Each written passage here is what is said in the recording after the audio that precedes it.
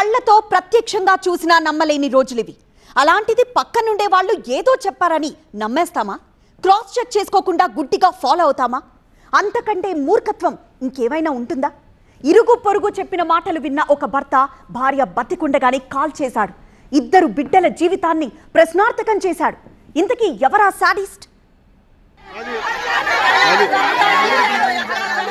బంధువులంతా రోడ్డెక్కారు, న్యాయం కోసం నినదించారు.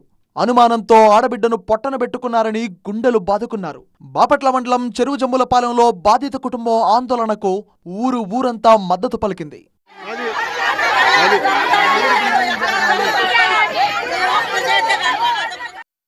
సుభాషిణి హరీష్లది ఇద్దరిది ఒకే గ్రామం చెరువు జమ్ములపాలెం. 2014లో వివాహమైంది. వీరికి 2 పిల్లలు. అయితే సాఫీగా సాగుతున్న సంసారంలో అయిన వాళ్లు చిచ్చు పెట్టారు. సుభాషిని క్యారెక్టర్ గురించి హరీష్ కు లేనిపోనివన్నీ జతచేసి నూరిపోశారు. అప్పటి నుంచి హరీష్ భార్యను అనుమానించడం మొదలుపెట్టాడు. ఇది తెలుసుకున్న సుభాషిని కుటుంబ సభ్యులు మాటిమాటికి అనుమానించి వేధిస్తే ఊరుకునేది లేదని అల్లుడికి తేల్చి చెప్పారు.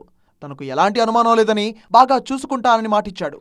దీంతో బిడ్డను అత్తారింట్లోనే ఉండమని చెప్పి వెళ్లిపోయారు. ఆ తర్వాత ఏం ఆలోచించాడో గాని బయటకు వెళ్లి బాటిల్లో పెట్రోల్ తీసుకొచ్చాడు. నేరుగా ఇంట్లోకి వెళ్లి సుభాషినిపై పోసి నిప్పంటించాడు. ఆ మంటల దాటికి తాళలేక కాపాడమని కేకలు వేసింది. స్థానికులు కాపాడే ప్రయత్నం చేస్తే వారిని కూడా వారించాడు హరీష్. హరీష్ దుర్మార్గంతో బాధిత కుటుంబం తల్లడిల్లింది. ఏ తప్పు చేయని సుభాషిని అన్యాయంగా పొట్టన పెట్టుకున్నాడని ఆ కుటుంబం అంతా కన్నీరు మున్నీరైంది. శాడిస్ట్ భర్తను శిక్షించాల్సిందేనంటూ ఆందోళనకు దిగింది. అనుమానంతో ఏదేదో ఊహించుకున్న హరీష్ చేజేతులా ఇంటి దీపాన్నే ఆర్పేశాడు. 2 బిడ్డలకు తల్లి లేకుండా చేశాడు. ఇలాంటి వాణ్ణి ఏం చెయ్యాలి? తప్పుడు మాటలతో సరిదిద్దుకోలేని తప్పు చేసిన హరీష్ను ఉరి తీయాలంటోంది బాధిత కుటుంబం.